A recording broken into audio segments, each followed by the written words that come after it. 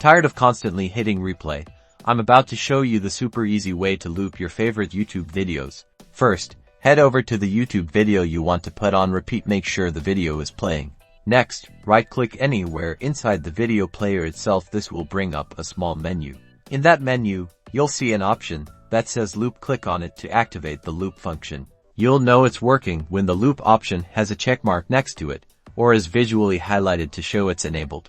That's it. Now, when the video finishes, it will automatically start playing again from the beginning. No effort required. Perfect for those chill study sessions, focusing at work, or even when you just want to endlessly enjoy your favorite jams. If you ever want to turn off the loop, simply right-click on the video again and click loop to deselect it. The check mark will disappear and the video will play through just once. And that's all there is to it. Hit that like button if this was helpful. Subscribe for more YouTube tips and tricks, and let me know in the comments what video you're putting on repeat.